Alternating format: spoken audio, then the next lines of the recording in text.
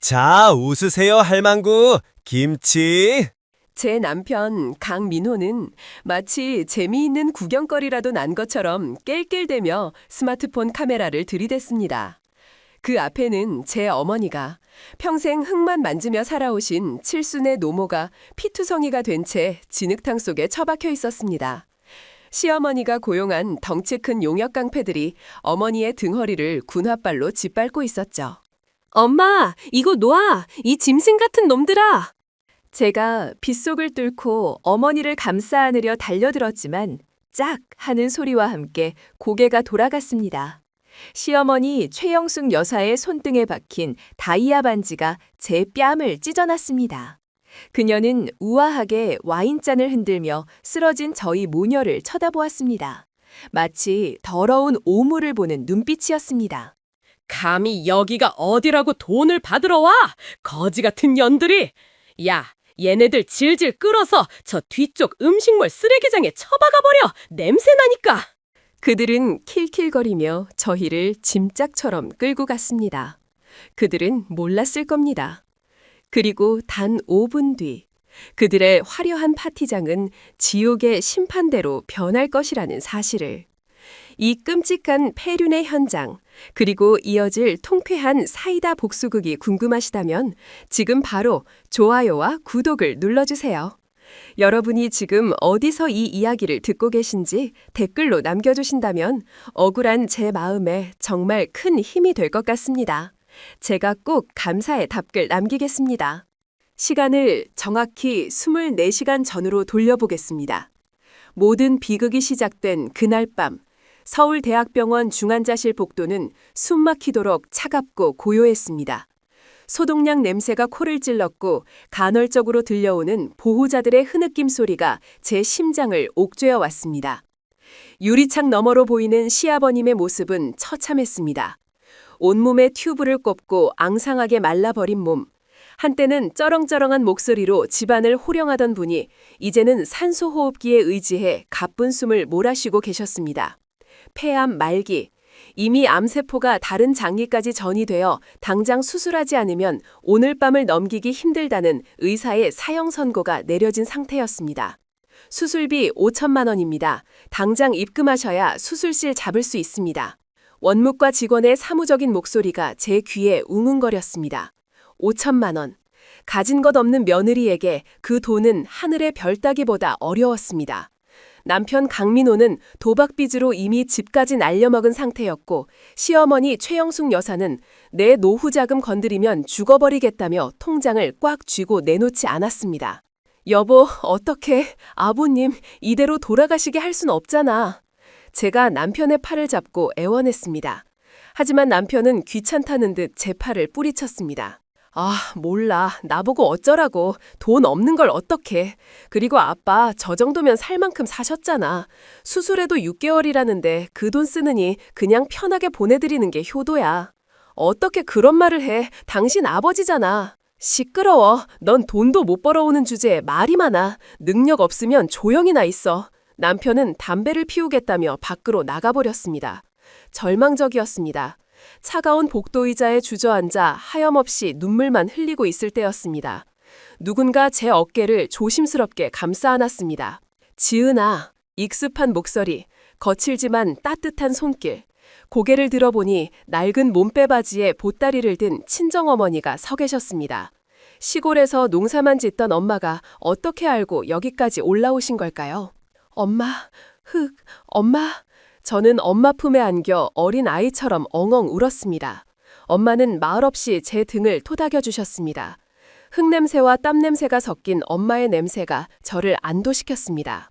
엄마는 주위를 두리번거려 보더니 아무도 없는 것을 확인하고는 품속 깊은 곳에서 꼬질꼬질한 손수건에 쌓인 무언가를 꺼내셨습니다. 이거 받아라. 손수건을 풀자 초록빛이 영롱하게 감도는 옥 조각이 나왔습니다. 아기 주먹만한 크기의 옥, 거북이 모양으로 정교하게 조각된 그 물건은 병원 형광등 불빛 아래서 신비로울 정도로 맑은 빛을 뿜어냈습니다. 엄마, 이게 뭐예요? 우리 집안 대대로 내려오는 가보다. 현무 옥거북이라고. 내 외할머니가 물려주실 때 그러셨어. 사람 목숨이 경각에 달렸을 때만 쓰라고. 엄마는 떨리는 손으로 제 손에 옷거북을 쥐어주셨습니다. 이거 팔면 수술비 정도는 나올 거야. 아니, 더 나올지도 모른다. 서울 종로에 가면 귀금속 상가들 많다지. 거기로 가봐라. 저는 손사래를 쳤습니다. 안 돼요, 엄마. 이게 어떤 건데? 엄마가 평생 장롱 깊숙이 숨겨두고 보물처럼 아끼던 거잖아요. 제가 어떻게 이걸? 아니다. 물건은 쓰라고 있는 거야. 사돈 어른 살리는 게 먼저지. 너 시집 가서 기죽고 사는 거 엄마가 다 안다. 이번 기회에 시댁에 떳떳하게 돈 내놓고 기 좀 펴고 살아라. 응? 엄마의 눈가에 눈물이 맺혀 있었습니다. 딸을 위해 딸이 시댁에서 무시당하지 않기를 바라는 마음에 당신의 목숨과도 같은 보물을 내놓으신 겁니다. 그 옷 거북은 단순한 보석이 아니었습니다. 가난한 시절 쌀 한 톨이 귀할 때도 엄마가 절대 팔지 않았던 자존심이자 우리 집안의 마지막 보루였습니다. 엄마, 고마워요. 정말 고마워요. 저는 옷 거북을 가슴에 품고 오열했습니다. 옥의 차가운 감촉이 눈물에 젖어 뜨겁게 달아올랐습니다. 얼른 가봐라. 시간 없다며. 엄마는 여기서 사돈 지키고 있을게. 엄마는 저를 등 떠밀어 보내셨습니다. 저는 병원 로비를 달려나갔습니다. 종로 귀금속거리까지는 택시로 30분. 제발 이 옥이 아버님을 살릴 수 있기를. 그리고 이 은혜는 평생 갚겠다고, 아니 내 목숨을 바쳐서라도 엄마에게 효도하겠다고 다짐했습니다. 하지만 저는 몰랐습니다. 병원 기둥 뒤에서 이 모든 광경을 지켜보고 있던 뱀 같은 눈동자가 있었다는 것을. 그리고 제가 품에 안고 가는 그 희망이 곧 탐욕스러운 악마들의 먹잇감이 될 것이라는 사실을 말입니다. 택시를 잡으려는데 갑자기 검은 세단 한 대가 제 앞을 가로막았습니다. 창문이 내려가고 시어머니 최영숙의 얼굴이 나타났습니다. 선글라스 너머로 보이는 눈빛은 먹이를 노리는 하이에나처럼 번들거렸습니다. 타라, 어디 가니? 급해 보이는데. 어머님, 병원에 계신 거 아니었어요? 바람 좀 쐬러 나왔다. 근데 너 손에 든 거 뭐냐? 아까 네 친정 엄마랑 쑥덕거리는 거 다 봤어. 가슴이 철렁했습니다. 아무것도 아니에요. 그냥 엄마다 반찬 좀 싸주셔서. 거짓말 하지 마. 내가 헛것을 본 줄 알아? 초록색으로 번쩍이는 거, 그거 보석이지? 네 친정 엄마가 숨겨둔 비상금이라도 줬나 보네. 시어머니는 차문을 벌컥 열고 내리더니 다짜고짜 제 가방을 낚아챘습니다. 어머님, 이러지 마세요. 이리 내놔. CM이가 보자는데 어디서 버버리 짓이야. 그녀는 힘으로 가방을 빼앗아 뒤집어 엎었습니다. 가방 속 물건들이 아스팔트 바닥에 쏟아졌습니다. 지갑, 화장품, 그리고 손수건에 쌓인 옷 거북, 대구르르. 옷 거북이 굴러 시어머니 발치에 멈췄습니다. 햇빛을 받은 옥은 영롱한 비취색을 뽐내고 있었습니다. 시어머니는 옷 거북을 집어들고 요리조리 뜯어보았습니다. 그녀의 입꼬리가 실룩거렸습니다. 보석을 좋아하는 그녀의 눈에 이것이 예사 물건이 아니라는 게 단번에 보였을 겁니다. 이거 비취네. 그것도 아주 상급이야. 때깔 좀 봐라. 이게 왜 그 거지 같은 네 친정집에서 나와? 어머님, 돌려주세요. 그거 팔아서 아버님 수술비 해야 돼요. 지금 시간 없어요. 제가 손을 뻗자 시어머니는 옷거북을 획 뒤로 감췄습니다. 수술비? 누가 수술한대? 내가 허락했어? 네? 아버님 돌아가시게 생겼다니까요. 죽을 사람은 죽어야지. 억지로 살려놔봤자 병원비만 깨져. 그보다 이거 꽤 나가겠는데? 한 1억은 받으려나? 시어머니의 눈은 이미 아버님의 생사가 아닌 돈독으로 가득 차 있었습니다. 어머님, 제발요. 사람 목숨이 달린 일이에요. 그때 운전석에서 남편이 내렸습니다. 엄마, 왜 그래? 그거 뭐야? 옥이야? 민호야, 잘 봐라. 네 마누라가 이런 걸 숨기고 있었어. 이거 팔면 네가 사고 싶어 했던 그 포르쉐 계약금 걸 수 있겠다. 진짜? 와, 대박. 지은이 너 이런 거 있으면 진작 내놓지. 남편은 옷거북을 뺏어들고 희희낙낙했습니다. 안 돼. 그거 엄마가 준 거야. 내 거야. 제가 달려들자 남편은 저를 퍽 밀쳤습니다. 저는 바닥에 나뒹굴었습니다. 무릎이 까지고 손바닥에서 피가 났습니다. 이게 어디서 남편한테 대들어. 네 거가 어디 있어. 시집 왔으면 다 시댁 거지. 남편은 침을 퇴 뱉으며 말했습니다. 가자 엄마. 이거 감정부터 받아보게. 아빠는 뭐 운명에 맡겨야지. 두 모자는 낄낄거리며 차에 탔습니다. 저는 바닥을 기어 차문을 잡았습니다. 안 돼, 가지 마. 아버님 죽어. 엄마가 준 건데. 시어머니는 차문을 닫으며 차갑게 말했습니다. 걱정 마라. 네 시아버지 장례식은 이 돈으로 아주 성대하게 치러줄 테니까. 그게 네 효도다. 붕. 차는 매연을 내뿜으며 사라졌습니다. 저는 길바닥에 주저앉아 멀어지는 차를 보며 절규했습니다. 그것은 단순한 보석 깡칼이 아니었습니다. 제 아버지의 목숨을, 제 어머니의 사랑을, 그리고 인간으로서의 마지막 양심을 훔쳐 달아난 뺑소니였습니다. 하늘이 무너지는 것 같았습니다. 병원 쪽을 바라보니 앰뷸런스 소리가 요란하게 울리고 있었습니다. 마치 아버님의 마지막 숨소리처럼. 옷거북을 뺏기고 병원으로 돌아온 저는 넋이 나간 상태였습니다. 중환자실 앞 벤치에는 친정엄마가 홀로 쪼그리고 앉아 졸고 계셨습니다. 저를 발견한 엄마가 반색하며 뛰어오셨습니다. 지은아, 왔어? 팔았어? 돈은? 엄마의 흑투성이 손을 보자마자 울음이 터져나왔습니다. 엄마, 죄송해요. 뺏겼어요. 시어머니가. 뭐? 뺏겨? 엄마는 털썩 주저앉으셨습니다. 아이고, 그게 어떤 건데. 네 할머니 유품인데. 그때 중환자실 문이 열리고 간호사가 다급하게 뛰어나왔습니다. 강일성님 보호자분, 빨리 들어오세요. 심정지 왔습니다. 아버님! 저와 엄마는 중환자실로 뛰어들어갔습니다. 의사들이 심폐소생술을 하고 있었습니다. 하나, 둘, 셋, 샷! 전기 충격기가 아버님의 가슴을 때릴 때마다 앙상한 몸이 철썩하고 뛰어올랐습니다. 하지만 모니터의 그래프는 점점 일직선에 가까워지고 있었습니다. 삐, 삐. 아버님, 제발 가지 마세요. 저는 아버님의 차가운 손을 붙잡고 울었습니다. 그 시각 시어머니와 남편은 어디에 있었을까요? 그들은 병원이 아닌 청담동의 최고급 명품관 VIP룸에 앉아 있었습니다. 사모님, 이 가방입니다. 에르메스 버킨백 히말라야. 전 세계에 몇 개 없는 한정판이죠. 직원이 하얀 악어 가죽 가방을 조심스럽게 꺼내놓자 시어머니의 눈이 휘둥그레졌습니다. 어머, 이거야. 내가 꿈에서도 그리던 그 가방. 시어머니는 가방을 껴안고 볼을 비볐습니다. 그녀의 손에는 옷거북 대신 현금 다발과 수표가 들려 있었습니다. 옷거북을 전당포에 맡기고 급전을 당겨온 것입니다. 얼마라고요? 8천만 원입니다. 좋아, 사. 이거 사면 강남 사모님들 사이에서 기 좀 펴겠네. 남편 민호 씨는 옆에서 차키를 돌리며 낄낄거렸습니다. 엄마, 내 포르쉐 계약금도 여기서 나가는 거 맞지?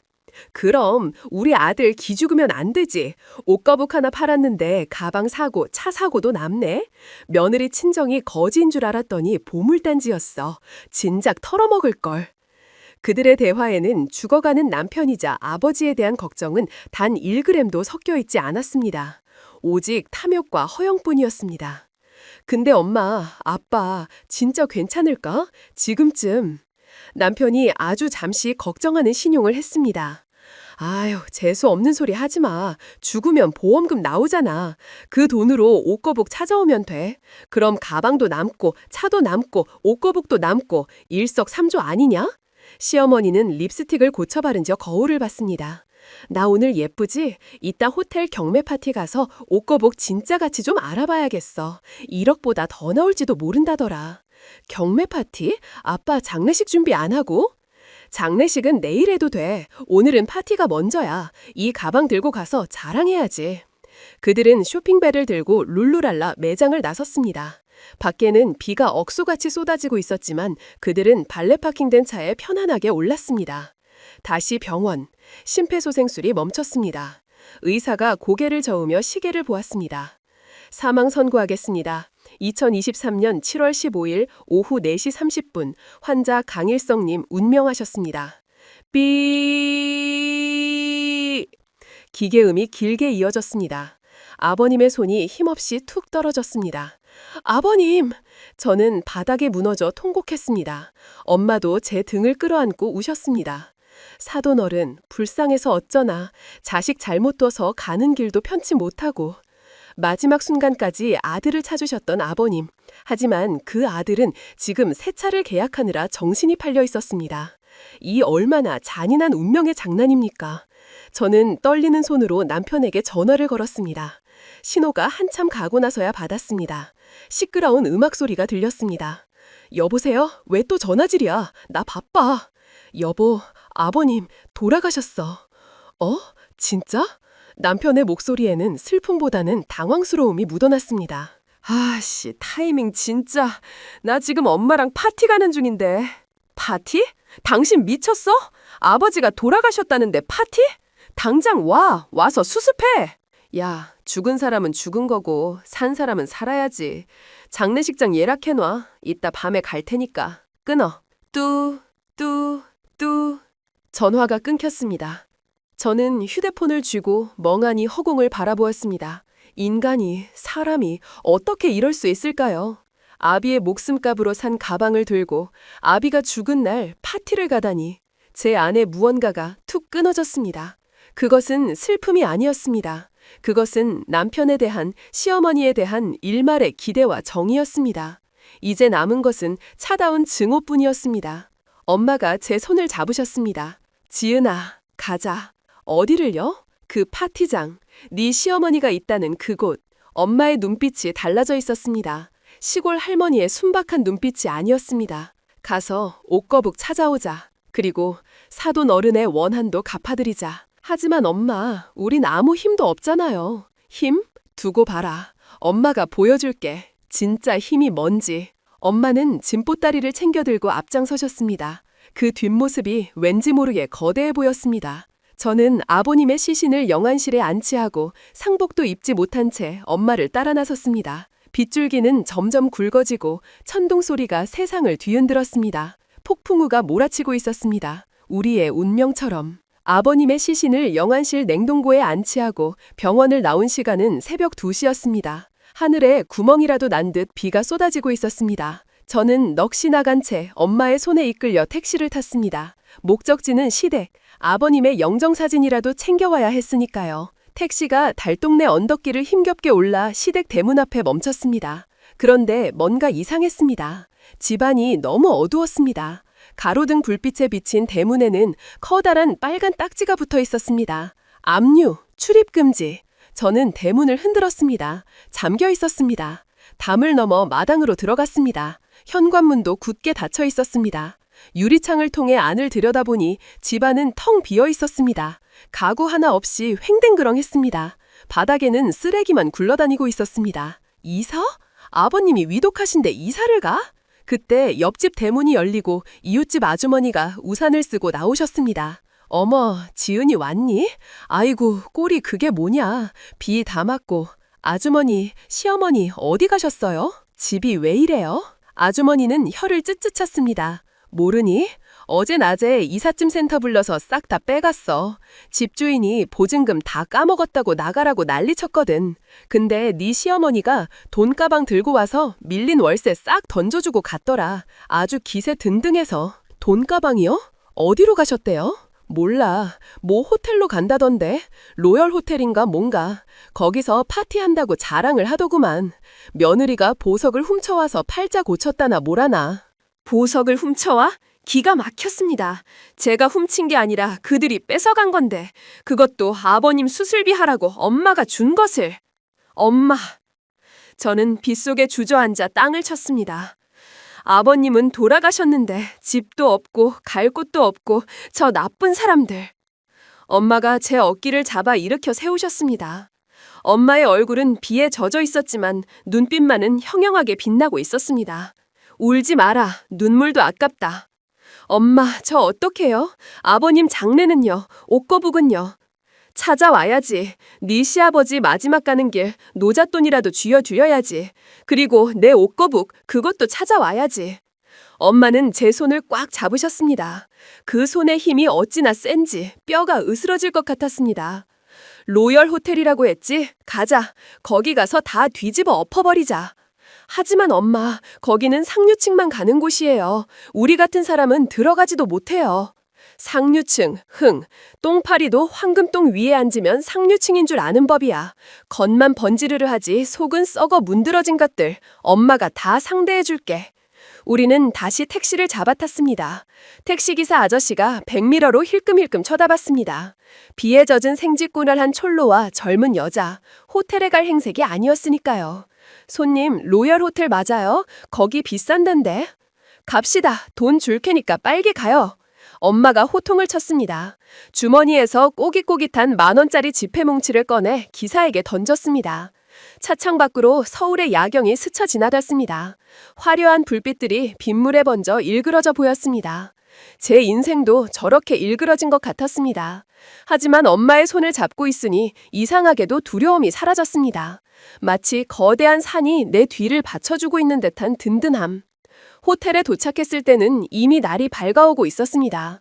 비는 그치지 않고 더 거세게 퍼붓고 있었습니다. 호텔 입구에는 고급 외제차들이 줄지어 서 있었습니다.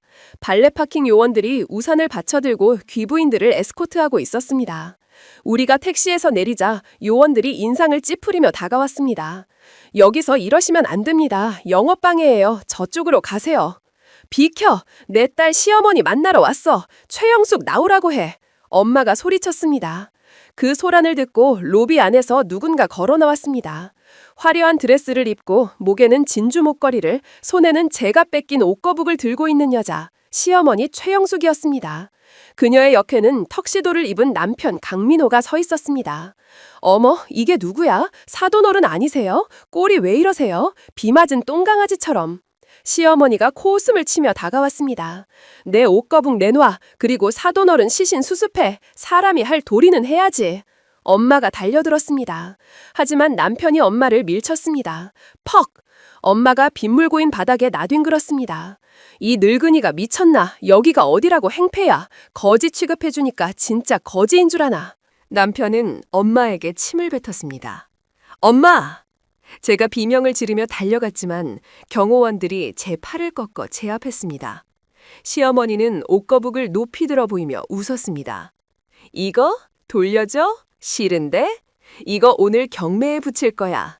감정가가 5억이래. 5억. 네 시아버지 목숨값보다 비싸네. 호호호. 5억? 저는 숨이 턱 막혔습니다. 아버님 수술비 5천만 원이 없어서 돌아가셨는데 그 10배가 넘는 돈이라니. 자, 이제 꺼져. 분위기 망치지 말고.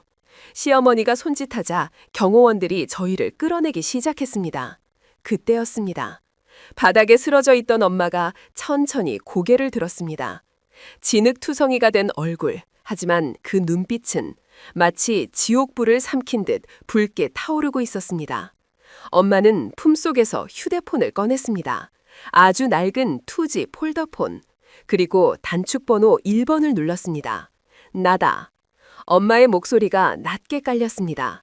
빗소리를 뚫고 들리는 그 목소리에는 거부할 수 없는 위엄이 서려 있었습니다. 준비해라. 내가 돌아간다. 전화를 끊은 엄마는 비틀거리며 일어섰습니다.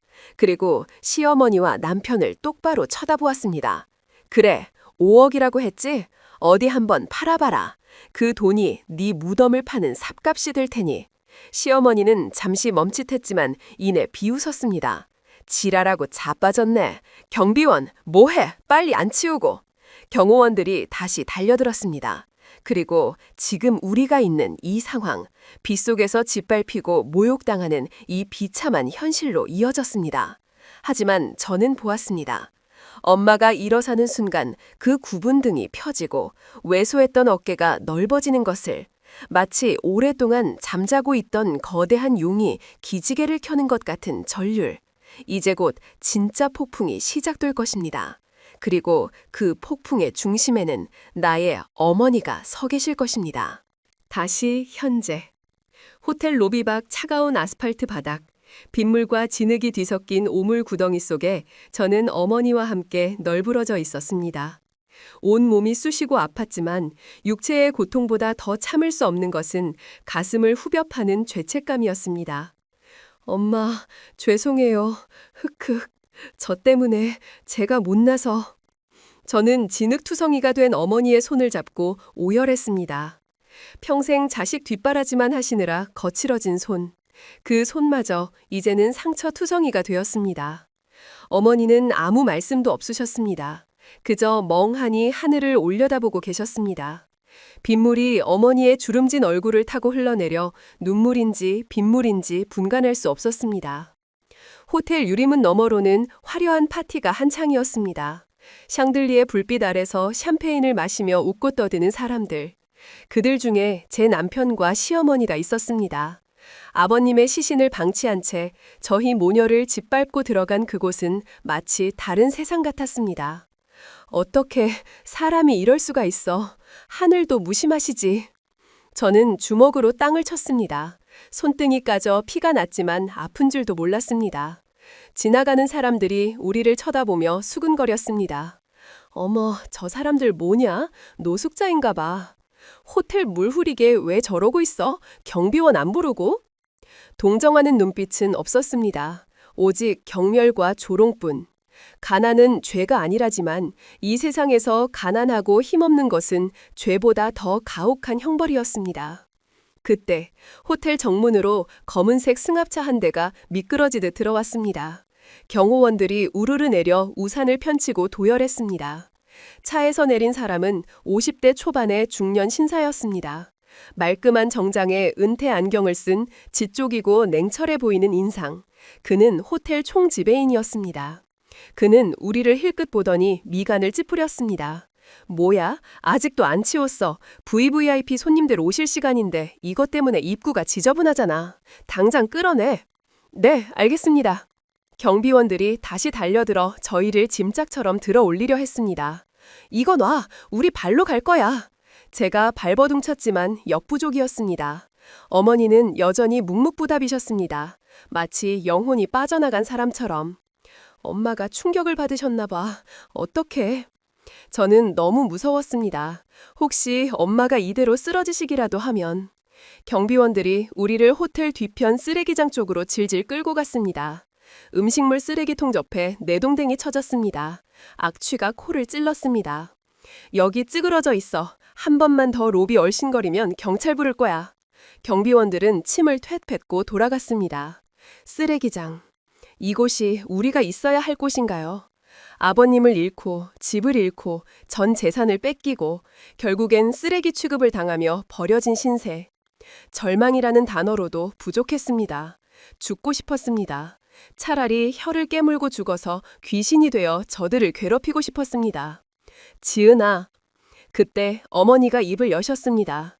낮고 갈라진 목소리였지는 이상하게도 또렷하게 들렸습니다. 네, 엄마, 괜찮으세요? 어머니는 천천히 몸을 일으키셨습니다. 비틀거리면서도 중심을 잡고 똑바로 서셨습니다. 그리고 머리에 쓰고 있던 낡은 수건을 벗어 던지셨습니다. 빗물에 젖어 축 늘어진 백발.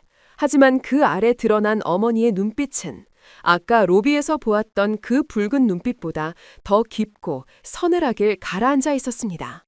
울지 마라. 더 이상 울 일 없다. 엄마? 어머니는 쓰레기 더미 위에서 꼿꼿이 서서 저를 내려다보셨습니다. 그 순간 빗줄기가 멈춘 것 같은 착각이 들었습니다. 주변의 소림이 사라지고 오직 어머니의 존재감만이 공간을 가득 채웠습니다. 어머니는 주머니에서 아까 그 폴더폰을 다시 꺼내셨습니다. 그리고 이번에는 단축번호 0번을 눌렀습니다. 김 실장, 도착했나? 전화기 너머에서 다급하지만 정중한 목소리가 들려왔습니다. 네, 회장님. 정문 앞에 대기 중입니다. 5분 늦었습니다. 죽을 죄를 지었습니다. 5분이라 많이 굼떠졌구나. 지금 당장 뒤편 쓰레기장으로 차 돌려. 네? 쓰레기장이요? 회장님, 거기는 잔말 말고 와. 그리고 가져오라고 한 건 준비했습니다.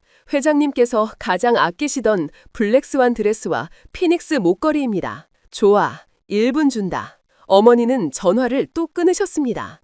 저는 멍하니 어머니를 바라보았습니다. 회장님, 김 실장, 블랙스완? 이게 다 무슨 소리일까요? 우리 엄마는 평생 시골에서 농사짓고 삭바느질하며 저를 키우신 분인데 엄마, 도대체 누구랑 통화하신 거예요? 어머니는 저를 보며 희미하게 웃으셨습니다. 그 미소는 따뜻했지만 동시에 낯설었습니다. 제가 알던 순박한 시골 할매의 미소가 아니었습니다. 세상을 굽어보는 여제의 여유로운 미소였습니다. 지은아, 많이 놀랐지? 엄마가 그동안 너한테 숨긴 게 좀 있다. 숨긴 거요? 네, 네 시아버니가 그랬지. 거지 같은 년들이라고. 그래, 우린 거지처럼 살았다. 내가 그렇게 살기로 선택했으니까. 어머니는 빗물을 닦아내며 말씀하셨습니다. 하지만 이제는 아니다. 내가 웅크리고 있었던 건 무서워서가 아니라 때를 기다렸던 거야. 그리고 오늘이 바로 그날이구나. 그때였습니다. 쓰레기장 입구 쪽에서 강렬한 헤드라이트 불빛이 비쳤습니다. 한 대가 아니었습니다. 2대, 3대, 10대. 검은색 리무진들이 줄지어 들어왔습니다. 롤스로이스, 벤틀리, 마이바흐. 대한민국에 몇 대 없다는 최고급 차들이 쓰레기장 진입로를 가득 메웠습니다. 차문이 열리고 검은 정장을 입은 건장한 사내들 수십 명이 뛰어내렸습니다. 그들은 일사불란하게 움직여 쓰레기장 바닥에 레드카펫을 깔았습니다. 그리고 우산을 펼쳐 어머니와 저의 머리 위를 가려주었습니다. 가장 앞선 차에서 백발이 성성한 노신사가 내렸습니다. 아까 전화기 너머의 목소리 주인공인 듯 했습니다. 그는 흙탕물도 아랑곳하지 않고 어머니 앞에 무릎을 꿇었습니다. 회장님, 늦어서 죄송합니다. 황금거북그룹 전 직원, 회장님의 복귀를 명받았습니다. 황금거북그룹, 전 세계 보석 시장을 움직이는 전설적인 기업. 베일에 쌓인 한국계 회장이 운영한다는 소문만 무성했던 그 그룹. 설마 우리 엄마가? 어머니는 노신사의 어깨를 톡톡 두드리셨습니다. 일어나게 김 실장, 늙은이 무릎 관절 나가겠어. 감사합니다. 김 실장이 일어났습니다. 어머니는 저를 돌아보셨습니다. 타라, 지연아, 이제부터 우린 거지가 아니다. 이 구역의 주인으로 돌아가는 거다. 저는 떨리는 다리로 리무진에 올랐습니다. 차 안은 따뜻했고 은은한 가죽 냄새가 났습니다. 창밖을 보니 아까 우리를 내쫓았던 경비원들이 입을 떡 벌리고 굳어있는 모습이 보였습니다. 이것은 꿈일까요? 아니요. 꿈이라면 깨고 싶지 않았습니다. 하지만 이것은 현실이었습니다. 가장 비참한 밑바닥에서 가장 화려한 비상을 시작하는 순간이었습니다. 롤스로이스 팬텀의 뒷좌석은 웬만한 호텔방보다 넓고 안락했습니다. 김 실장은 정중하게 커튼을 치고 준비해온 의상 박스를 열었습니다. 회장님, 말씀하신 블랙스원입니다. 그리고 따님을 위한 드레스도 준비했습니다. 박스 안에는 숨막히게 아름다운 검은색 벨벳 드레스가 들어있었습니다. 옷깃과 소매에는 흑진주가 촘촘히 박혀 있어 어둠 속에서도 은은한 빛을 발했습니다. 그리고 그 옆에는 붉은 루비가 박힌 화려한 목걸이가 놓여 있었습니다. 피닉스라는 이름에 걸맞게 마치 불타오르는 날개처럼 강렬한 붉은 빛을 뿜어냈습니다. 어머니는 젖은 몸빼바지를 벗어던지셨습니다. 거울앞에 선 어머니의 몸에는 세월의 흔적이 역력했지만 꼿꼿한 척추와 단단한 어깨는 여전히 강인해 보였습니다. 드레스를 입고 목걸이를 거는 순간 어머니는 더 이상 시골 할매가 아니었습니다. 대한민국 재계서열 영순이, 숨겨진 밤의 여왕 김금자 회장이었습니다. 지은아, 너도 입어라. 어머니가 건넨 드레스는 순백의 실크 드레스였습니다. 심플하지만 우아한 라인, 그리고 허리춤에 장식된 다이아몬드 브로치가 포인트였습니다. 오늘은 네가 주인공이다. 가장 깨끗하고 가장 빛나는 모습으로 저들을 심판해야지. 저는 멍하니 드레스를 받아들였습니다. 엄마, 진짜 회장님이세요? 어머니는 립스틱을 바르며 거울 속에 저를 보셨습니다. 붉은 립스틱이 어머니의 창백한 입술에 생기를 불어넣었습니다. 그래, 30년 전 네 아버지가 사고로 죽고 나는 맹세했어. 돈이 없어서 무시당하는 서름 다시는 겪지 않겠다고. 그래서 미친 듯이 일했다. 광산에서 원석을 캐고 보석을 가공하고 전 세계를 돌아다니며 팔았지. 그러다 보니 어느새 황금거북이라는 제국을 만들게 되구나.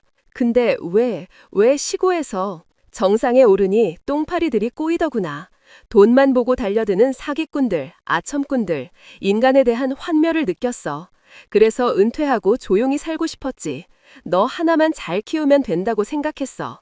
네가 평범한 남자 만나서 행복하게 살길 바랐는데. 어머니의 눈빛이 흔들렸습니다. 내가 틀렸다.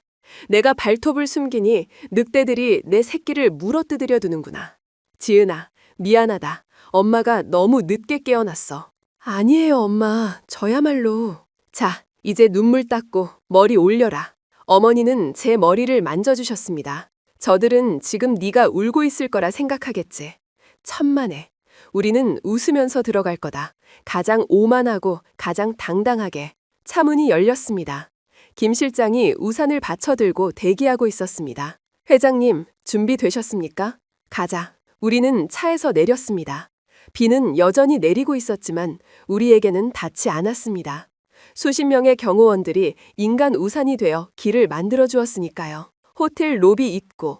아까 우리를 내쫓았던 총지배인과 경비원들이 롤스로이스 군단을 보고 사색이 되어 뛰어나왔습니다. 어서 오십시오. 귀빈 여러분, 발레 파킹 도와드리겠습니다. 총지배인은 우리를 알아보지 못했습니다. 당연하죠. 넉마를 걸친 거지 모녀가 이렇게 화려한 귀부인으로 변신했을 줄 상상이나 했겠습니까? 어머니는 총지배인 앞을 지나치며 멈춰섰습니다. 그리고 선글라스를 살짝 내리고 그를 쳐다보았습니다. 어이, 총지배인. 네, 사모님, 무엇을 도와드릴까요? 쓰레기장은 잘 치웠나? 네, 쓰레기장이요? 아까 니놈들이 내다버린 그 쓰레기 말이야. 냄새 난다며? 총지배인의 눈이 튀어나올 듯 커졌습니다. 설마 아까 그 노숙자? 어머니는 피식 웃으며 선글라스를 다시 올리셨습니다. 기억력이 나쁘군. 호텔리어 자격 미달이야. 내일 사표 써. 헉! 총지배인은 그 자리에 주저앉았습니다. 우리는 로비를 가로질러 연회장으로 향했습니다. 로비에 있던 사람들이 홍해가 갈라지듯 길을 비켜주었습니다. 와, 저분 누구야? 포스 장난 아니다. 드레스 좀 봐. 저거 블랙스완 아니야? 전 세계에 한 벌밖에 없다는. 옆에 있는 아가씨도 대박인데? 재벌가 며느리인가? 우리는 엘리베이터를 탔습니다. 꼭대기층, 로열 볼룸. 그곳에서 경매 파티가 열리고 있었습니다.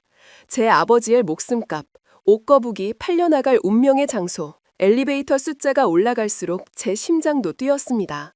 두려움은 사라졌습니다. 어머니의 손을 잡고 있는 한 저는 무적이었습니다. 지은아, 문이 열리기 직전 어머니가 말씀하셨습니다. 네, 엄마. 오늘 밤 너는 강민호의 아내가 아니다. 너는 내 딸 김지은이다. 황금거북그룹의 유일한 상속녀다. 그러니 고개 숙이지 마라. 네가 고개를 숙여야 할 사람은 이 세상에 죽은 네 시아버지와 나뿐이다. 저 안의 인간들은 네 발밑에 있는 먼지일 뿐이야. 띵. 문이 열렸습니다. 눈부신 조명과 왁자걸글한 소음이 쏟아져 나왔습니다. 우리는 발을 내디뎠습니다. 또각, 또각. 하이힐 소리가 대리석 바닥을 울렸습니다. 그 소리는 마치 전장에 나가는 장군의 말발굽 소리처럼 위풍당당했습니다. 이제 사냥을 시작할 시간입니다. 잠시 시간을 조금만 거슬러 올라가 볼까요? 엘리베이터를 타기 직전 김 실장이 어머니에게 은밀하게 보고한 내용이 있었습니다. 회장님, 정보가 들어왔습니다. 최영숙 여사가 경매에 내놓은 옷거북 가짜입니다. 가짜? 저와 어머니는 동시에 되물었습니다. 네, 진짜 현무 옷거북은 이미 어제 종로 암시장에서 팔렸습니다. 장무라비에게 5천만 원에 넘겼더군요. 그 돈으로 에르메스 가방을 사고 차 계약금을 걸었답니다. 기가 막혔습니다. 5억짜리 보물을 고작 5천만 원에, 그것도 암시장에 팔아넘기다니. 무식하면 용감하다더니 보석의 가치를 모르는 자가 보물을 쥐고 있으니 돼지목에 진주목걸이 꼴이었습니다. 그럼 지금 경매장에 있는 건 인사동에서 파는 5만 원짜리 기념품입니다. 플라스틱에 색칠한 모조품이죠. 하지만 감정서를 위조해서 진품인 것처럼 속이고 있습니다. 어머니의 눈빛이 차갑게 빛났습니다. 재밌군. 사기를 치시겠다. 그것도 내 구역에서? 어머니는 김 실장에게 손짓했습니다. 진짜는 여기 있습니다. 회장님 명령을 받고 저희가 3배 웃돈을 주고 즉시 회수했습니다. 김 실장이 주머니에서 벨벳 주머니를 꺼내 건넸습니다. 어머니가 주머니를 열자 용롱한 초록빛이 쏟아져 나왔습니다. 진짜 현무 옷거북. 제 아버지의 목숨과 맞바꾼 그 슬픈 보석. 지은아. 어머니는 옷거북을 제 손에 쥐어주셨습니다. 이건 네가 가지고 있어라. 그리고 저 안에 들어가면 네가 직접 심판해라. 제가요? 그래, 네가 감정사가 되는 거다. 신의 손이라고 불리는 내 재능 너도 물려받았어. 어릴 때부터 돌멩이만 봐도 보석인지 알았잖니. 맞습니다. 저는 어릴 때부터 보석 감별에 남다른 재능이 있었습니다. 하지만 가난 때문에 그 재능을 꽃피우지 못하고 묻어두고 살았었죠. 어머니는 제 손에 흰 장갑을 끼워주셨습니다. 저 안에 있는 가짜를 박살내라. 그리고 그 가짜를 팔아먹으려는 저들의 가면도 함께 박살내는 거다. 할 수 있겠니? 저는 장갑 낀 손으로 옷거북을 꽉 쥐었습니다. 차가운 옥의 기운이 전신으로 퍼져나갔습니다. 그것은 복수의 냉기이자 진실의 열기였습니다. 네, 엄마, 할게요. 아주 산산조각을 내줄게요. 어머니는 만족스러운 미소를 지으셨습니다. 좋아, 그럼 작전명은 유리구두 깨트리기로 하자. 신데렐라 흉내를 내는 저 마녀에게 진짜 현실을 보여주는 거야. 우리는 엘리베이터 안에서 서로를 마주보고 심호흡을 했습니다. 저는 드레스 자락을 정리하고 고개를 들었습니다. 거울 속에 비친 제 모습은 낯설었습니다. 눈물 자국은 사라지고 눈빛은 표독스러울 만큼 강렬했습니다. 이것이 나의 진짜 모습, 김지은. 이제 문이 열립니다. 저 안에는 거짓말쟁이들이 득실거리는 무대가 펼쳐져 있습니다. 그들은 자신이 주인공인 줄 알고 있겠지만 진짜 주인공은 이제 막 등장했습니다. 호텔 그랜드 볼룸. 천장에 매달린 크리스탈 샹들리에가 수천 개의 빛을 쏟아내고 바닥에는 푹신한 붉은 카펫이 깔려 있었습니다. 대한민국 상위 1%만 모인다는 VVIP 자선 경매 파티. 하지만 그 화려함 뒤에는 역겨운 악취가 진동하고 있었습니다. 무대 중앙에는 유리 진열장 안에 초록색 거북이 조각상이 조명을 받으며 놓여 있었습니다. 시어머니 최영숙은 마이크를 잡고 열변을 토하고 있었습니다. 여러분, 이 옥과북으로 말씀드릴 것 같으면 조선시대 왕실에서 내려온 국보급 보물입니다. 제가 이걸 구하려고 얼마나 고생했는지 몰라요. 중국 황실 자손에게 삼고초려에서 겨우 얻어온 거랍니다. 거짓말. 중국 황실은커녕 제 친정엄마 장롱에서 훔쳐온 것을, 그것도 진품은 팔아먹고 인사동 짝퉁을 올려놓고 저렇게 뻔뻔하게 사기를 치고 있었습니다. 감정가는 5억이지만 오늘은 좋은 일에 쓰려고 특별히 1억부터 시작하겠습니다. 객석에 앉은 귀부인들이 술렁거렸습니다. 어너, 때깔 좀 봐. 진짜 영롱하다. 최 여사 능력 좋네. 저런 걸 어디서 구했어? 그들은 가짜인 줄도 모르고 탐욕스러운 눈빛으로 옷거북을 쳐다보고 있었습니다. 한편 무대 아래 테이블에서는 남편 강민호가 친구들과 샴페인을 마시며 낄낄거리고 있었습니다. 그는 스마트폰을 꺼내 친구들에게 무언가를 보여주고 있었습니다. 야, 이거 봐라. 아까 내가 찍은 거야. 대박이지? 그것은 아까 호텔 로비 밖에서 저희 모녀가 빗속에 널브러져 있는 영상이었습니다. 용역 깡패들에게 짓밟히는 엄마, 울부짖는 저의 모습, 그리고 그 위로 깔깔대며 김치를 외치는 남편의 목소리까지 생생하게 담겨 있었습니다. 와, 민호야, 너 진짜 독하다. 장모님한테 이래도 돼? 친구가 짐짓 놀란 척 물었지만 입가에는 비웃음이 걸려 있었습니다. 장모는 무슨 거지 발사개지. 돈 달라고 찾아왔길래 쫓아낸 거야. 야, 이 늙은이 표정 봐라. 똥 씹은 표정이지? 크크크. 근데 네 와이프 예쁘지 않았냐? 좀 아깝다. 예쁘긴 개뿔. 궁상 맞아서 못 봐주겠어. 이번에 이혼하고 새 장가 갈 거야. 저기 저 여자 보이지? 건설사 회장 딸인데 나한테 꽂혔잖아. 남편은 저 멀리 앉아있는 젊은 여자에게 윙크를 날렸습니다. 그는 영상을 SNS에 올리기까지 했습니다. 제목, 거지 퇴치 성공, 오늘 기분 째진다, 플렉스, 노블레스 오블리주. 댓글들이 실시간으로 달렸습니다. 오빠 멋져요, 싸이다. 헐, 저 거지들 뭐야, 호텔 물 흐리네. 정의구현 굿굿. 세상이 미쳐 돌아가고 있었습니다. 폐륜이 정의가 되고 사기가 능력이 되는 세상. 이곳에 모인 사람들은 모두 공범이었습니다. 진실을 외면하고 화려한 껍데기에만 환호하는 공범들. 자, 1억 나왔습니다. 1억 5천 없으십니까? 경매사가 소리쳤습니다. 1억 5천! 한 중년 남자가 손을 들었습니다. 네, 1억 5천! 2억 가시죠? 2억! 또 다른 여자가 손을 들었습니다. 시어머니의 입이 귀에 걸렸습니다. 됐어, 대박이다. 이거 팔아서 빚 갚고 남은 돈으로 빌딩 사야지. 그녀는 머릿속으로 행복 회로를 돌리며 춤이라도 출 기세였습니다. 하지만 그녀는 꿈에도 몰랐을 겁니다. 지금 이 순간 연회장 문 밖에서 진짜 주인이 지켜보고 있다는 것을. 그리고 그 주인의 손에는 그녀의 꿈을 산산조각 낼 진짜 망치가 들려있다는 것을. 분노가 차올랐습니다. 단순히 옷거북 때문이 아니었습니다. 아버님의 죽음을 조롱하고 어머니를 짓밟고 제 인생을 유린한 저들의 태도, 인간으로서 최소한의 선마저 넘어버린 저 악마들을 더 이상 두고 볼 수 없었습니다. 저는 어머니의 손을 꽉 잡았습니다. 엄마, 준비됐어요? 어머니는 고개를 끄덕이셨습니다. 가자, 커튼콜이다. 어머니가 김 실장에게 신호를 보냈습니다. 김 실장이 무전기에 대고 짧게 말했습니다. 오픈, 쿵. 연회장의 거대한 양쪽 문이 동시에 열렸습니다. 마치 천둥소리처럼 웅장한 소리와 함께. 경매사의 목소리가 뚝 끊겼습니다. 사람들의 시선이 일제히 문 쪽으로 쏠렸습니다. 뭐야, 누구야? 역광 속에서 두 여인의 실루엣이 나타났습니다.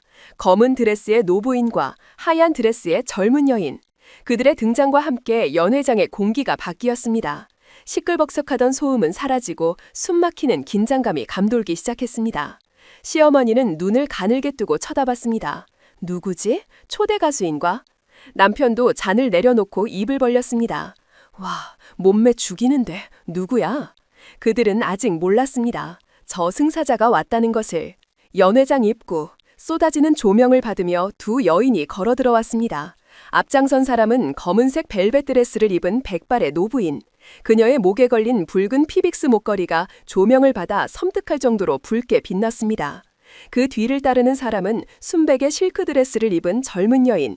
단아하게 올린 머리와 차가운 무표정은 마치 얼음 여왕 같았습니다. 저와 어머니였습니다. 불과 30분 전 빗속에서 진흙탕을 뒹굴던 거지모녀는 온데간데 없었습니다. 지금 이 자리에 있는 것은 황금 거북그룹의 회장과 그 상속녀뿐이었습니다.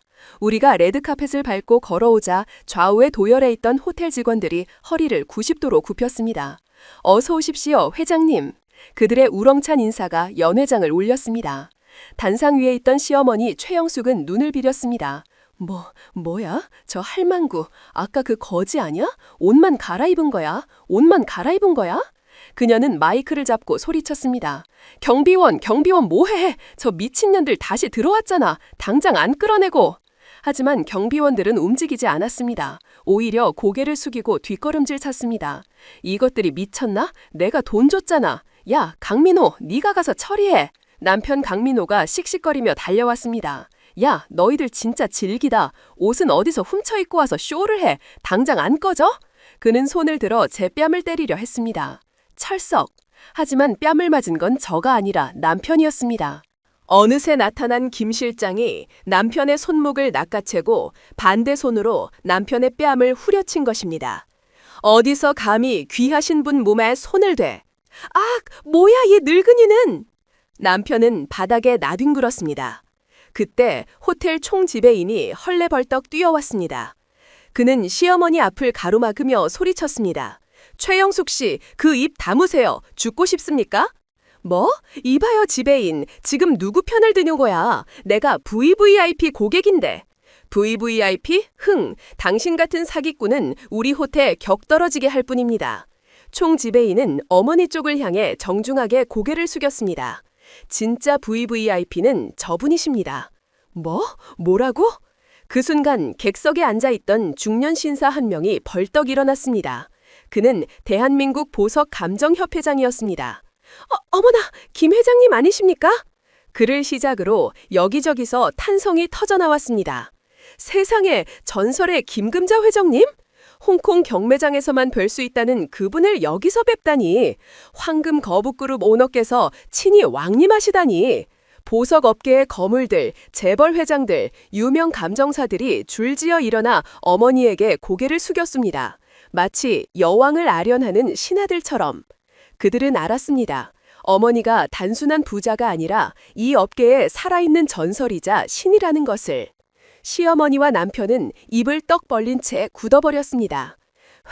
회장? 김금자? 그게 누군데? 우리 사돈은 그냥 시골 촌구석 할망구인데. 어머니는 그들을 무시하고 단상 바로 앞까지 걸어갔습니다. 그리고 지팡이로 단상을 탁탁 두드렸습니다. 내려와라. 어머니의 목소리는 나직했지만 마이크 소리보다 더 크게 들렸습니다. 남의 물건 훔쳐다가 주인 행세하는 꼴 더는 못 봐주겠구나. 뭐야? 이거 내 거야. 내가 주인이야. 시어머니는 옷 거북을 가슴에 품고 발악했습니다.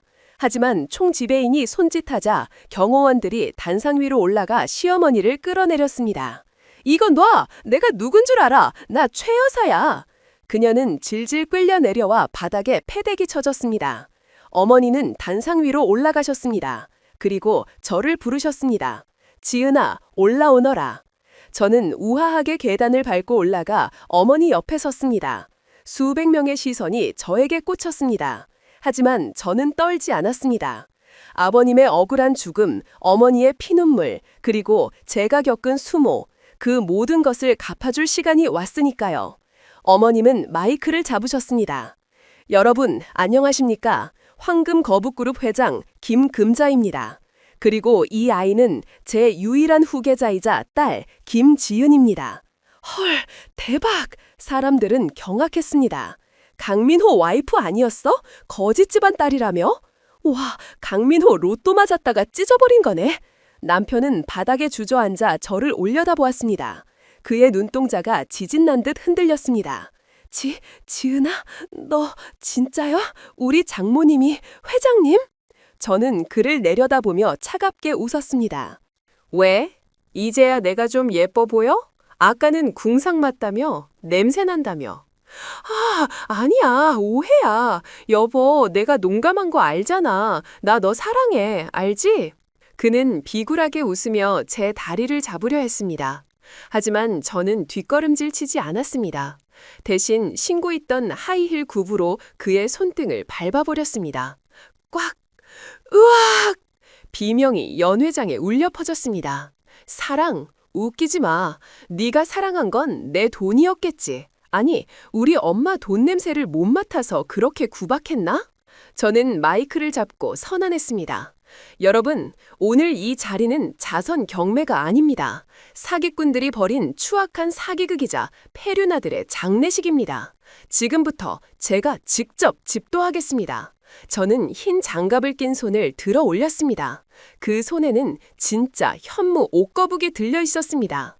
가짜와 진짜, 거짓과 진실, 이제 그 승부가 시작됩니다. 단상 위 조명을 받으며 선 저의 모습은 스스로도 낯설었습니다. 불과 24시간 전만 해도 병원비를 구걸하며 울던 며느리였는데 지금은 수천억 자산가의 상속녀로서 세상을 내려다보고 있었습니다. 이 모든 것이 어머니 덕분이었습니다. 하지만 이제부터는 제가 해야 할 몫이었습니다. 어머니가 깔아준 멍석 위에서 저들을 완벽하게 밟아주는 것. 바닥에 엎드려 손등을 부여잡고 뒹굴던 남편 강민호가 도끼 어린 눈으로 저를 올려다봤습니다. 이 독한 년, 네가 감히 남편을 밟아? 너 죽고 싶어? 그는 비틀거리며 일어났습니다. 자존심에 금이 간 수컷의 발악이었습니다. 그는 주먹을 쥐고 저에게 달려들었습니다. 죽여버릴 거야! 위험합니다! 객석에서 누군가 소리쳤지만 저는 눈 하나 깜짝하지 않았습니다. 제 뒤에는 그림자처럼 김 실장과 경호원들이 버티고 있었으니까요. 남편의 주먹이 제 코앞까지 왔을 때 김 실장의 손이 번개처럼 움직였습니다. 퍽! 주먹이 아니라 손바닥치기였습니다. 김 실장의 손바닥이 남편의 턱을 정확하게 가격했습니다. 우두둑! 뼈 부러지는 소리와 함께 남편의 고개가 뒤로 획 젖혀졌습니다. 크악! 남편은 허공에 붕 떴다가 바닥에 처박혔습니다. 입에서 피석팀 침과 함께 하얀 치아 2개가 튀어나갔습니다. 앞니였습니다. 어머나! 사람들이 경악했습니다. 저 늙은이가 무술 고수인가다. 김 실장은 온매무새를 다듬으며 정중하게 말했습니다. 죄송합니다, 아가씨. 파리가 날아다녀서. 저는 피식 웃었습니다. 괜찮아요. 똥파리는 잡아야죠. 바닥에 쓰러진 남편은 피를 토하며 웅얼거렸습니다. 내 이빨, 내 이빨. 그 잘난 얼굴이 엉망진창이 되었습니다. 꼴 좋았습니다. 한편 시어머니 최영숙은 아직도 상황 파악이 안 된 듯 옷거북을 꼭 껴안고 소리쳤습니다. 야, 너희들 다 고소할 거야. 폭행죄야. 그리고 이거 내 거야. 내가 정당하게 뺏은, 아니 받은 거라고. 저는 마이크를 다시 잡았습니다. 어머님, 아니, 최영숙 씨, 그 물건이 진짜라고 믿으세요? 당연하지. 네 어미가 평생 모신 가보라며 5억짜리라며. 글쎄요. 과연 그럴까요? 저는 객석을 향해 말했습니다. 여러분, 오늘 이 자리에 오신 이유는 단 하나죠. 전설의 현무 옥거북을 보기 위해서. 하지만 저 여자가 들고 있는 물건이 과연 진품일까요? 사람들이 웅성거렸습니다. 가짜라고? 감정서도 있는데? 근데 김금자 회장님이 저렇게 나오시는 거 보면 뭔가 있는 거 아냐? 제가 증명해드리죠. 저는 단상 아래로 내려가 시어머니에게 다가갔습니다. 이리 내놔요. 감정해드릴게. 싫어. 손 떼지 마. 네가 뭘 안다고 감정을 해? 시어머니는 옷거북을 뒤로 숨겼습니다. 제가 뭘 하냐고요? 저는 흰 장갑을 낀 손을 들어 보였습니다. 저는 김금자 회장의 딸입니다. 어머니의 신의 손을 물려받은 유일한 후계자죠. 그리고 저는 목소리를 낮췄습니다. 그 옷거북의 진짜 주인이기도 하고요. 저는 억지로 시어머니의 손에서 옷거북을 뺏어들었습니다. 아, 내 거야! 저는 옷거북을 높이 들어 조명에 비춰보았습니다. 초록색 빛이 감돌았지만 어딘가 탁하고 인위적인 느낌이었습니다. 저는 돋보기를 꺼내 표면을 관찰했습니다. 여러분, 잘 보세요. 저는 옷거북을 스크린에 연결된 확대 카메라 앞에 갖다 댔습니다. 대형 스크린에 옷거북의 표면이 확대되어 나타났습니다. 진짜 옥은 표면에 미세한 기포가 없습니다. 천연석이기 때문이죠. 하지만 이것 좀 보세요. 화면 속 옷거북 표면에는 아주 작은 기포들이 뽀글뽀글 박혀 있었습니다. 이건 유리를 녹여 만들 때 생기는 기포입니다. 즉, 이건 옥이 아니라 색칠한 유리 덩어리라는 거죠. 허헉! 객석에서 탄식이 터져 나왔습니다. 유리? 그럼 가짜야? 사기였어? 시어머니는 얼굴이 사색이 되었습니다. 아니야. 그럴 리 없어. 내가 인사동에서, 아니, 감정사한테 화민받았는데. 감정사요? 그 감정사 혹시 5만 원 주고 매수하셨나요? 저는 비웃었습니다. 그리고 결정적으로 저는 옷거북의 바닥을 보여주었습니다. 거기에는 아주 작게 메이드 인 차이나라고 적혀 있었습니다. 사람들이 폭소를 터뜨렸습니다. 메이드 인 차이나래? 5억짜리 보물이 중국산 공산품이야? 아이고 배야, 최 여사 사기치려다 제대로 당했네. 시어머니는 쥐구멍이라도 찾고 싶은 심정이었을 겁니다. 얼굴이 홍당무처럼 빨개져서 어쩔 줄 몰라 했습니다. 이건 모함이야. 네가 바꿔치기 한 거지? 바꿔치기요? 제가요? 저는 또 다른 주머니에서 무언가를 꺼냈습니다. 진짜 현무 옷거북, 어머니가 암시장에서 되찾아온 그 물건. 진짜는 여기 있습니다. 제가 진짜 옷거북을 들어 올리자 연회장 조명이 그 옥에 반사되어 신비로운 초록빛 아우라를 뿜어냈습니다. 가짜와는 비교도 안 되는 영롱함과 깊이감이 느껴졌습니다. 우와, 사람들은 넋을 잃고 바라보았습니다. 저게 진짜다. 빛깔부터 다르네. 저는 마이크를 잡고 선언했습니다. 최영숙 씨, 당신은 제 어머니의 보물을 훔쳐갔습니다. 하지만 보석을 볼 줄 모르는 까막눈이라 진짜는 헐값에 팔아먹고 가짜를 들고 와서 사기를 치려 했죠. 탐욕이 눈을 가리면 똥인지 된장인지도 모른다더니 딱 그 짝이네요. 너... 시어머니는 분해서 말도 못하고 씩씩거렸습니다.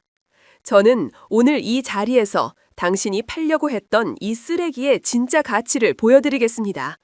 저는 가짜 옷거북을 높이 쳐들었습니다. 그리고 바닥을 향해 힘껏 내던질 준비를 했습니다. 안 돼, 하지 마. 시어머니가 비명을 질렀습니다. 하지만 제 손은 멈추지 않았습니다. 이것은 단순한 물건이 아니었습니다. 저들의 허영, 거짓, 그리고 우리 가족에게 준 상처의 상징이었습니다. 이것을 깨트려야만 비로소 진실이 드러나고 정의가 실현될 수 있었습니다. 잘 가라, 가짜 인생아.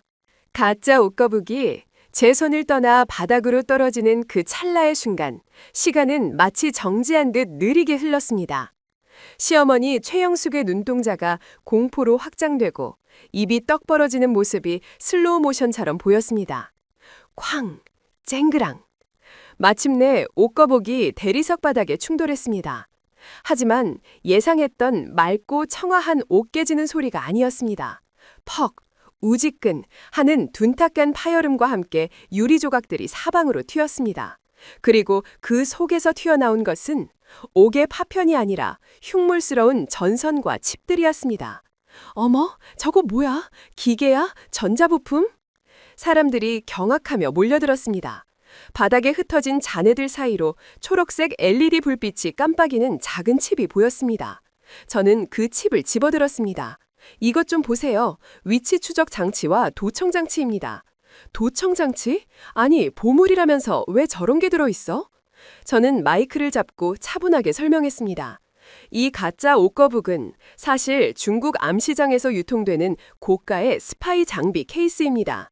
겉은 그럴듯한 옥으로 위장하고 속에는 불법 도청기를 숨겨서 고위층 인사들에게 선물로 주는 용도죠. 헉! 시어머니는 사색이 되었습니다.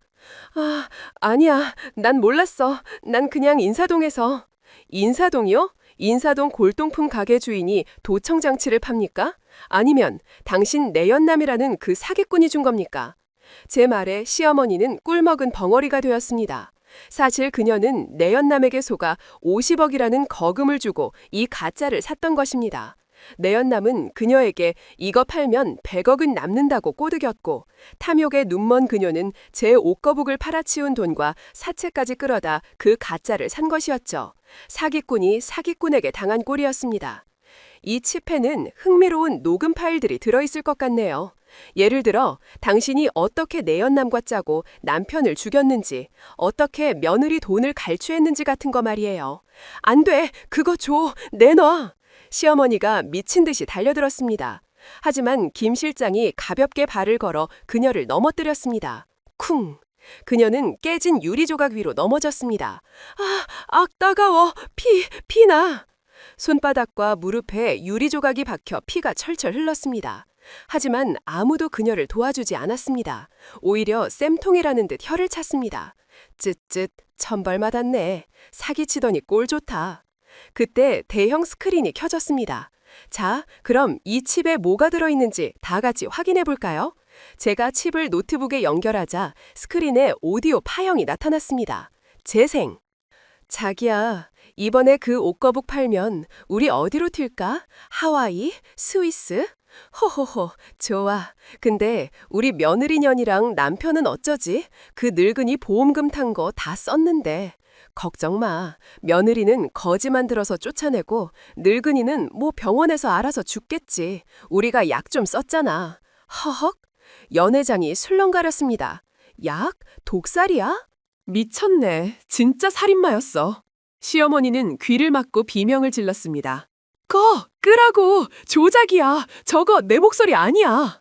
하지만 누구도 그녀의 말을 믿지 않았습니다. 너무나도 명백한 증거였으니까요. 남편 강민호는 넋이 나간 채 바닥에 주저앉아 있었습니다. 엄마, 진짜야? 엄마랑 저 새끼가 죽인 거야? 아니라니까! 민호야! 믿지 마! 전현이 모함하는 거야! 강민호는 비틀거리며 일어났습니다. 그리고 깨진 유리 조각 하나를 집어들었습니다. 이 나쁜 년, 우리 아빠를 죽여? 그러고도 네가 사람이야? 그는 엄마를 향해 유리 조각을 겨눴습니다. 폐륜하라 욕했던 그가 이제는 존속 살해범이 되려 하고 있었습니다. 막장 드라마의 끝판왕이었습니다. 안 돼, 진정해. 경호원들이 달려들어 강민호를 제압했습니다. 이건 너 전현 죽여버릴 거야. 연회장은 아수라장이 되었습니다. 사람들은 공포와 혐오감에 질려 뒷걸음질 쳤습니다. 화려했던 파티는 순식간에 피비린내 나는 지옥도가 되었습니다. 저는 단상 위에서 그 광경을 지켜보았습니다. 통쾌함? 아니요. 씁쓸했습니다. 돈과 탐욕에 미쳐 가족끼리 서로 죽이고 죽이려 드는 저 추악한 모습. 저것이 인간의 바닥이었습니다. 어머니가 제 어깨에 손을 얹으셨습니다. 지은아, 보거라. 이것이 탐욕의 최후다. 가짜를 쫓는 자는 결국 스스로 파멸하게 되어 있어. 저는 고개를 끄덕였습니다. 네, 엄마. 뼈저리게 느꼈어요. 저는 절대 저렇게 살지 않을 거예요. 저는 진짜 옷거국을 높이 들어 올렸습니다. 여러분, 이것이 진짜입니다. 하지만 이 물건의 가치는 5억이라는 돈에 있지 않습니다. 가족을 사랑하는 마음, 생명을 구하려는 간절함, 그것이 이 옥에 담긴 진짜 가치입니다. 사람들이 숙연해졌습니다. 진짜 보석은 돌덩이가 아니라 사람의 마음이라는 것을 그들도 깨달은 것 같았습니다. 저는 오늘 이 옥거북을 경매에 붙이지 않겠습니다. 대신 이 물건을 박물관에 기증하겠습니다. 탐욕을 경계하는 교훈으로 남기기 위해서요. 우와! 박수가 터져나왔습니다. 이번에는 진심 어린 존경의 박수였습니다. 시어머니와 남편은 경호원들에게 끌려나가면서도 서로를 저주하고 있었습니다. 그들의 몰락은 이제 시작이었습니다. 사회적 매장, 법적 처벌, 그리고 평생 씻을 수 없는 오명. 그것이 그들이 치러야 할 진짜 죗값이었습니다. 연회장에서의 소동은 끝났지만 진짜 파멸은 이제부터 시작이었습니다. 시어머니 최영숙이 구치소로 이송되기도 전 그녀의 몰락을 알리는 신호탄들이 여기저기서 터져나왔습니다. 가장 먼저 움직인 것은 돈줄이었습니다. 연회장에 참석했던 귀부인들과 재벌 사모님들, 그들은 최영숙에게 갯돈 명목으로 수십억 원을 맡겨둔 상태였습니다. 옥거북이 가짜라는 사실을 밝혀지자 그들은 득달같이 달려들어 돈을 내놓으라고 아우성을 쳤습니다. 야, 내 돈 내놔! 10억 맡긴 거 당장 토해내! 사기꾼년, 내 돈으로 도박하고 가방 샀지? 콩밥 먹을 생각 말고 돈부터 갚아! 경찰서 유치장 앞은 빚쟁이들로 인산인해를 이루었습니다. 하지만 최영숙에게 남은 돈은 없었습니다. 옥거북을 사는데 다 써버렸고 남은 돈은 아들의 세차 계약금과 명품 쇼핑으로 탕진했으니까요. 배째, 돈 없어. 나도 사기당했다고. 최영숙은 유치장 안에서 악을 썼지만 돌아오는 건 차가운 시선뿐이었습니다. 다음은 은행이었습니다. 제가 제출한 증거자료를 바탕으로 국세청과 금융감독원이 조사에 착수했습니다. 속보, 검찰, 최영숙 일가 전재산 압류 및 계좌 동결. 그녀가 숨겨둔 차명 계좌, 비밀금고, 부동산까지 모조리 찾아내어 동결시켰습니다. 이제 그녀는 변호사 선임비조차 낼 수 없는 알거지가 되었습니다. 그리고 결정타는 여론이었습니다. 남편 강민호가 자랑스럽게 올렸던 그 라이브 방송 영상. 거짓 퇴치 성공, 해시태그 플렉스. 이 영상이 SNS를 타고 일파만파 퍼져나갔습니다. 네티즌 수사대들이 영상 속 장소와 인물을 특정했고 곧이어 그들이 저지른 폐륜 행각이 만천하에 드러났습니다. 충격, 강남 재벌 3세 장모 폭행 영상 파문. 단독, 죽은 아비보다 명품 가방이 먼저, 며느리 돈 빼서 파티 간 시어머니. 댓글창은 폭발했습니다. 저게 사람이냐? 짐승만도 못하다. 신상 털어라. 강민호 저 새끼 얼굴 기억해둠. 피해자분이 황금거북 그룹딸이라며 건드려도 하필 핵폭탄을 건드렸네. 하하. 사이다 결말 기대합니다. 청와대 국민청원 게시판에는 폐륜 가족 엄벌 및 재산 몰수 청원이 올라와 하루 만에 20만 명의 동의를 얻었습니다. 방송국 기자들이 시어머니의 집과 남편의 회사 앞에 진을 치고 보도 경쟁을 벌였습니다. 강민호가 다니던 회사에서는 즉시 해고 통보를 보냈고 그가 계약했던 포르쉐 딜러사도 계약을 파기했습니다. 안 돼! 내 차, 내 직장, 내 인생! 강민호는 유치장 바닥을 구르며 울부짖었지만 아무도 들어주지 않았습니다.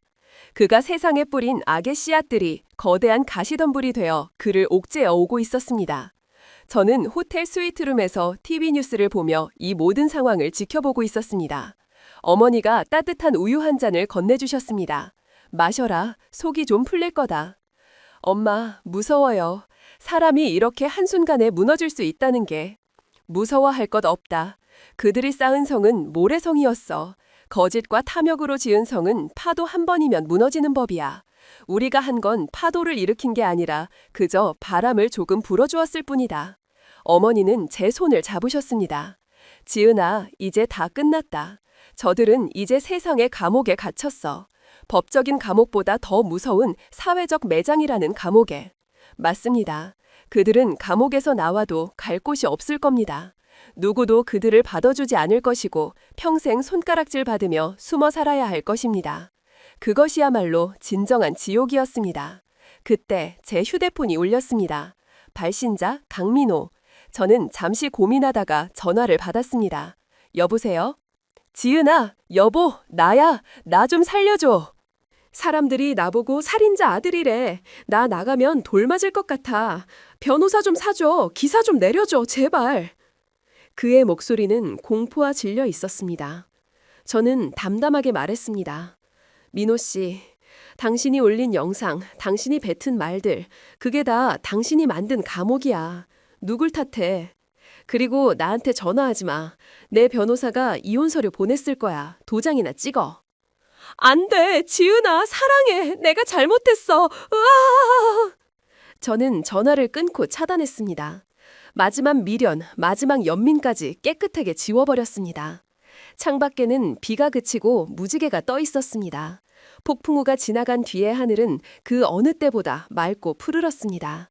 제 인생에도 드디어 무지개가 뜨려나 봅니다.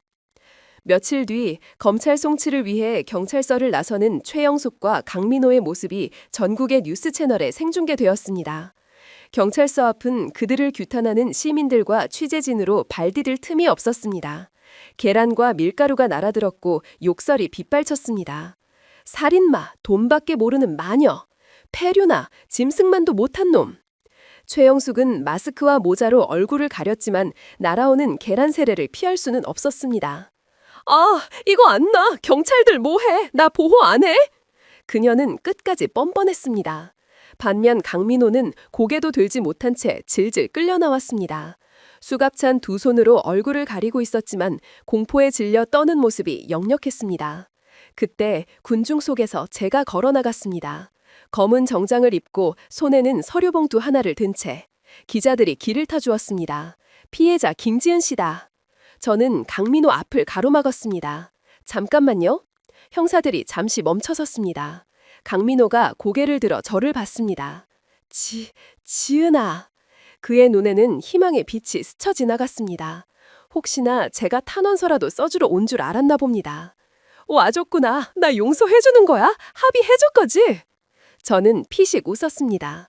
용서? 합의? 꿈이 야무지네. 저는 그에게 한 발짝 다가가 그의 귀에 대고 속삭였습니다. 아까 네가 올린 라이브 방송 봤어. 거짓 퇴치 성공이라며? 기분 째진다며? 근데 왜 안 웃어? 지금도 라이브 방송 중인데 전국에 생중계되고 있다고. 웃어봐, 김치. 강민호의 얼굴이 흑빛이 되었습니다. 지은아, 제발 살려줘. 살려달라고? 우리 아빠가 살려달라고 했을 때 너는 뭐라고 했니? 죽으면 보험금 나오니까 개이득이라며? 나도 똑같이 말해줄게. 너가 감옥 가서 썩으면 위자료라도 제대로 받을 수 있으니까 나도 이득이네. 저는 손에 들고 있던 서류 봉투를 그의 얼굴에 던졌습니다. 퍽! 봉투가 터지며 이혼 소장과 위자료 청구 소송 서류들이 흩날렸습니다. 이혼 서류야. 도장은 필요 없어. 재판 이혼으로 끝낼 거니까. 그리고 네가 숨겨둔 비자금, 네 명의로 된 대포 통장 다 찾아서 압류 걸어놨어. 넌 이제 빈털터리가 아니라 마이너스 인생이야. 아, 안 돼. 강민호는 바닥에 무릎을 꿇고 제 바지가랑이를 잡으려 했습니다. 지은아, 한 번만 내가 개처럼 살게. 시키는 거 다 할게. 형사들이 그를 걷어찼습니다. 일어나. 어디서 행패야. 강민호는 개처럼 끌려 호송차에 태워졌습니다. 창문에 매달려 저를 부르는 그의 목소리가 애처롭기보다는 징그러웠습니다. 이어 최영숙이 끌려왔습니다. 그녀는 저를 보자마자 도끼 어린 눈으로 소리쳤습니다. 이 나쁜 년, 네가 우리 집안을 말아먹었어. 시애미를 감옥에 보내. 천벌 받을 년. 저는 그녀에게 다가와 조용히 말했습니다. 천벌은 당신이 받았죠. 남편 죽이고 아들 망치고 본인 인생까지 시궁창에 처박았으니 이보다 더 완벽한 천벌이 어디 있어요. 너 감옥밥 맛있게 드세요. 아, 거긴 에르메스 가방 반입 안 되는 거 아시죠? 대신 튼튼한 수갑 선물해 드렸으니까 평생 차고 다니세요. 으악! 최영숙은 발광하다가 여경들에게 제압당해 차에 처박혔습니다. 쾅! 호송차 문이 닫혔습니다. 사이렌 소리와 함께 차가 멀어져 갔습니다. 군중들이 환호했습니다. 잘 가라! 속 시원하다! 저는 그 뒷모습을 보며 깊은 숨을 내쉬었습니다. 끝났다. 정말 끝났다. 제 손에는 흙탕물이 묻어 있었지만 마음만은 그 어느 때보다 깨끗했습니다.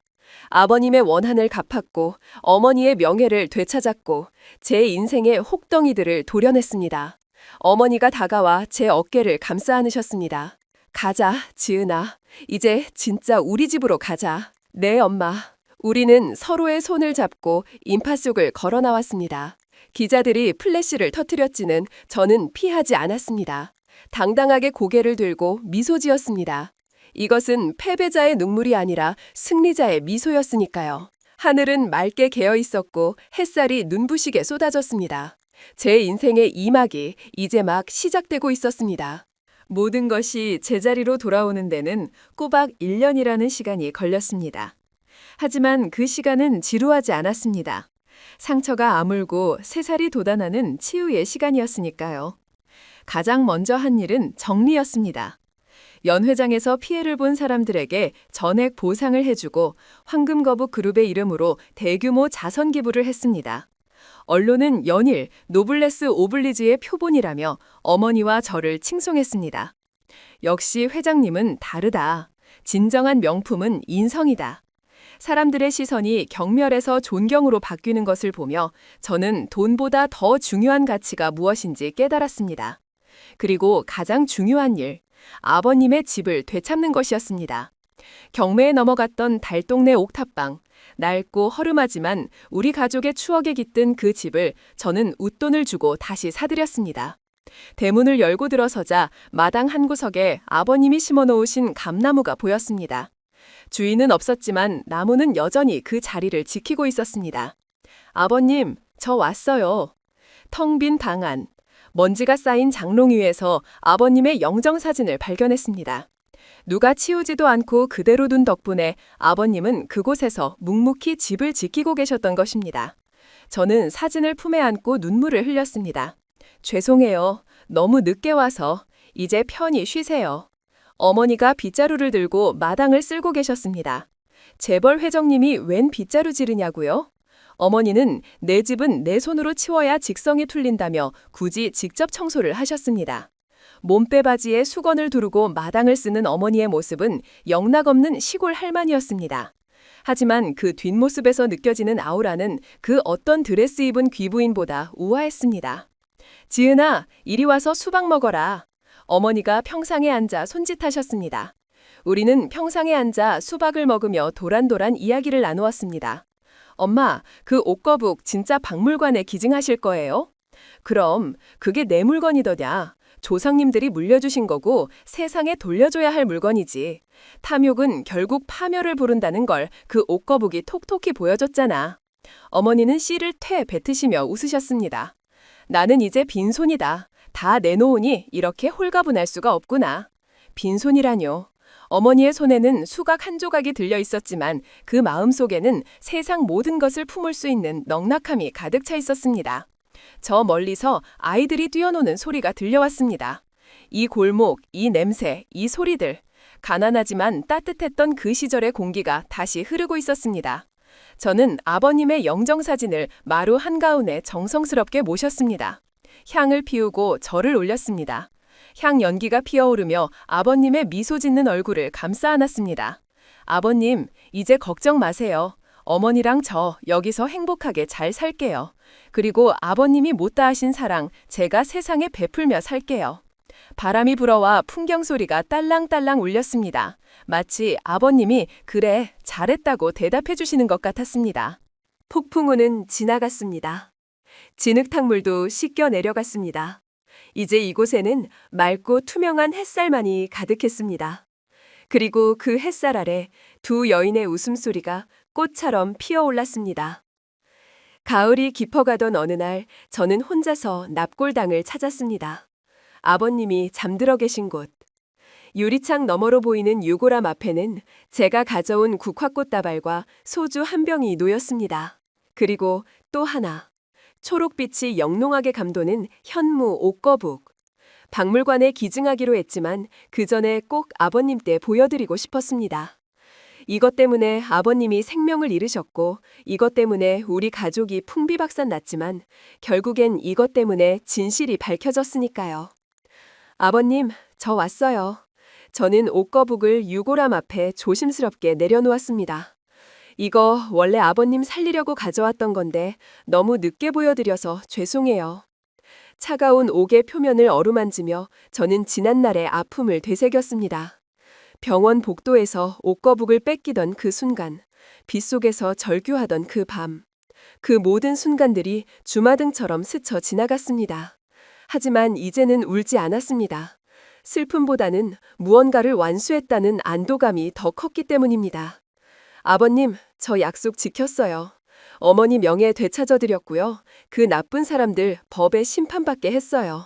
그리고 무엇보다 저 이제 안 울어요. 아버님이 바라시던 씩씩하고 당당한 며느리가 됐어요. 저는 소주잔에 술을 채워 올렸습니다. 한 잔 받으세요. 좋아하시던 소주예요. 술잔 위로 햇살이 비쳐 반짝였습니다. 마치 아버님이 웃으시는 것처럼. 민호 씨는 징역 5년 받았대요. 어머니는 무기징역이고요. 면회 오라고 연락 왔는데 안 갔어요. 용서는 신이 하시는 거니까요. 저는 그냥 잊으려고요. 저는 옷거북을 다시 집어들었습니다. 이건 이제 세상으로 돌려보낼 때요. 더 이상 누군가의 욕심 때문에 피 흘리는 일이 없도록 박물관에서 많은 사람들에게 교훈을 주는 물건으로 남게 할게요. 아버님도 그게 좋으시죠?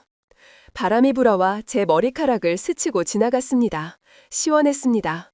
가슴속에 남아있던 마지막 응어리까지 씻겨 내려가는 기분이었습니다. 저는 자리에서 일어나 묘비를 향해 깊이 고개를 숙였습니다. 안녕히 계세요, 아버님. 다음 생에는 부디 좋은 아내, 좋은 자식 만나서 행복하게 사세요. 저도 행복할게요. 납골당을 내려오는 길, 단풍이 붉게 물든 산길이 아름다웠습니다. 손에 든 옷거북이 햇살을 받아 반짝였습니다.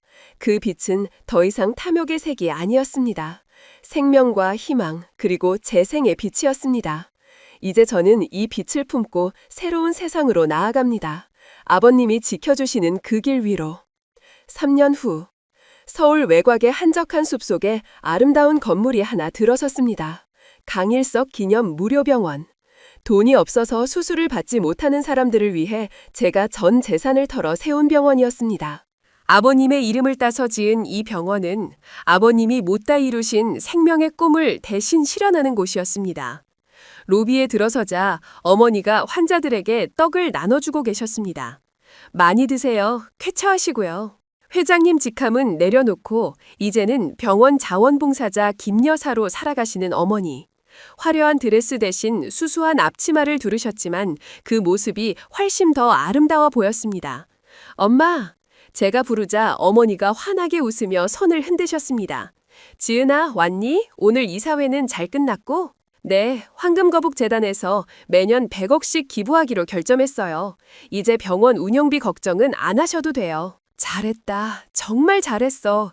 네 시아버지가 하늘에서 기뻐하시겠구나. 우리는 병원 정원을 산책했습니다. 휠체어를 탄 환자들이 햇살을 받으며 산책하고 아이들이 잔디밭에서 뛰어놀고 있었습니다.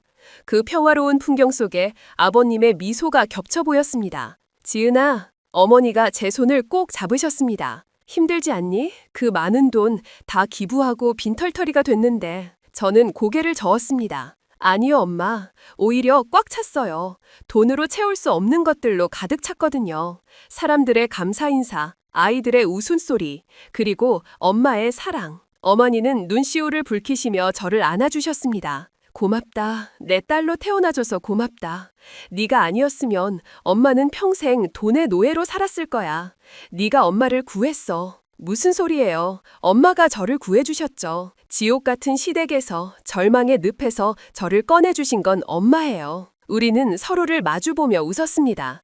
지난날의 상처는 흉터로 남았지만 그 흉터는 더 이상 아프지 않았습니다. 오히려 우리가 얼마나 강하게 살아남았는지를 증명해주는 훈장이 되었습니다. 하늘을 올려다보았습니다. 파란 하늘에 흰 구름이 둥실 떠가고 있었습니다. 저 구름 위 어딘가에서 아버님이 내려다보고 계시겠죠. 그리고 흐뭇하게 웃고 계실 겁니다. 가자, 엄마. 밥 먹으러 가요. 오늘 제가 맛있는 거 사드릴게요. 그래, 뭐 먹을까? 짜장면? 어머, 엄마도 참. 오늘은 스테이크 썰러 가요. 우리도 가끔은 분위기 좀 내야죠. 우리는 손을 잡고 걸어갔습니다. 그 뒷모습은 더 이상 쫓겨나는 패배자가 아니었습니다. 세상의 편견과 맞서 싸워 이긴, 그리고 사랑으로 세상을 치유하는 진정한 승리자의 모습이었습니다. 저 멀리서 들려오는 종소리가 우리를 축복해주는 것 같았습니다. 새로운 시작, 새로운 희망, 그리고 영원히 변치 않을 사랑. 이것으로 저 김지은의 이야기